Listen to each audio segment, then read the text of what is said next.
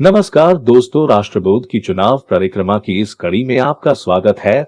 आज हम छत्तीसगढ़ के दुर्ग जिले की महत्वपूर्ण विधानसभा सीट दुर्ग शहर का विश्लेषण करने जा रहे हैं। दुर्ग विधानसभा सीट पर मौजूदा समय में कांग्रेस का कब्जा है। इस सीट पर 2018 विधानसभा चुनाव में कांग्रेस के अरुण वोरा ने अपनी निकटतम प्रत्याशी श्रीमती चंद्रिका चंद्राकर को 21,081 वोटों के अंतर से हराया था। 2018 में दुर्ग विधानसभा क्षेत्र से अरुण वोरा को 64,981 और चंद्रिका चंद्राकर को 43,900 वोट मिले थे, जबकि तीसरे स्थान पर रहे जोगी कांग्रेस के प्रताप मध्यानी को 20,634 वोट मिले थे। दुर्ग विधानसभा की सीट हमेशा से चर्चा में बनी रहती है, जहां से अविभाजित मध्य प्रदेश के मुख्यमंत्री मोतीलाल वोरा विजयी हुए थे। उन्हीं की राजनीतिक विरासत को संभाल रहे उनके बेटे अरुण वोरा पिछले दो विधानसभा चुनाव 2013 और 2018 में अपनी सीट बचाने में कामयाब हुए, लेकिन 2023 के विधानसभा चुनाव से पहले बदले हुए हालात में अरुण वोरा के लिए चुनावी डगर कठिन होती नजर आ रही है। अब की बार उन्हें अपने 10 साल के कामों का हिसाब जनता को देना है। इससे पहले कांग्रेस के अरुण वोरा को भाजपा के हेमचंद यादव ने लगातार 3 बार विधानसभा चुनाव में दुर्ग से हराया था। इस हाई प्रोफाइल सीट से 2023 में होने वाले चुनाव में कांग्रेस का प्रत्याशी तो लगभग तय है, लेकिन सर्वाधिक चर्चा इस बात की है भाजपा का प्रत्याशी कौन होगा। लगातार 2 विधानसभा चुनाव में मिली पराजय के बाद भाजपा इस सीट से चुनाव जीतने वाले प्रत्याशी को ही मैदान में उतारने की एक अलग ही रणनीति बना रही है। यहाँ सबसे गौर करने वाली बात यह है कि हेमचंद यादव के बाद कोई भी दुर्ग से भाजपा का परचम नहीं लहरा पाया है। 2008 का विधानसभा चुनाव मात्र 702 वोटों से जीतने के बाद भाजपा के हेमचंद यादव को अरुण वोरा ने उन्हें 2013 के विधानसभा चुनाव में 5,621 वोटों से हराया था। वैसे तो दुर्ग की सीट की तासीर शुरू से कांग्रेसी ही रही है, लेकिन वर्ष 1998 के विधानसभा चुनाव में भाजपा के हेमचंद यादव ने इस सीट पर पहली बार सेंध लगाई थी। इसके बाद हेमचंद यादव सीट से लगातार 3 बार विधायक चुने गए।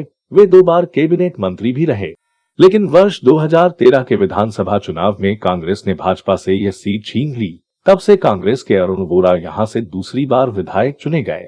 हेमचंद यादव का निधन होने की वजह से वर्ष 2018 के विधानसभा चुनाव में भाजपा ने अरुण वोरा के मुकाबले दुर्ग निगम के तत्कालीन महापौर चंद्रिका चंद्राकर को मैदान में उतारा था, लेकिन वो भी पहले से ज्यादा बड़े अंतर से चुनाव हार गई। दुर्ग विधानसभा को लेकर राजनीतिक गलियारों में इस बात की चर्चा भी खूब होती रही कि भाजपा के हेमचंद यादव को कांग्रेस के राजनीतिक चाणक्य वासुदेव चंद्राकर का भरपूर साथ मिलता था।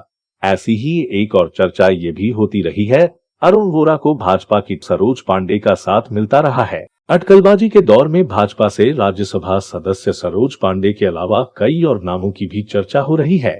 सरोज पांडे ने 1999 से लेकर 2009 तक दुर्ग के महापौर के रूप में शहर की सत्ता पर राज किया था। उसके बाद 10 सालों तक उन्हीं के करीबी डॉक्टर शिव कुमार तमेर और चंद्रिका चंद्राकर बारी बारी से महापौर बनते रहे, लेकिन 2014 की मोदी लहर के बावजूद लोकसभा चुनाव हारने और 2018 में चंद्रिका चंद्राकर की दुर्ग विधानसभा से हार के बाद सरोज पांडे की राजनीतिक साख को गहरा धक्का लगा। उन पर गुटबाजी को बढ़ावा देने के भी गंभीर आरोप लगते रहे। वर्तमान समय में दुर्ग जिला भाजपा में दूसरी पंक्ति का कोई कद्दावर नेता नजर नहीं आ रहा है। यही कारण है भारतीय जनता पार्टी इस बार एक ऊर्जावान नए चेहरे को अरुण वोरा के मुकाबले चुनाव मैदान में उतारने की तैयारी में है। दुर्ग से भाजपा का अगला प्रत्याशी कौन हो सकता है, इसे लेकर भी पार्टी के भीतर कई नामों को लेकर चर्चा होती रही है। मौजूदा समय में दुर्ग से नए नए दावेदार भी अपना नाम आगे बढ़ा रहे हैं।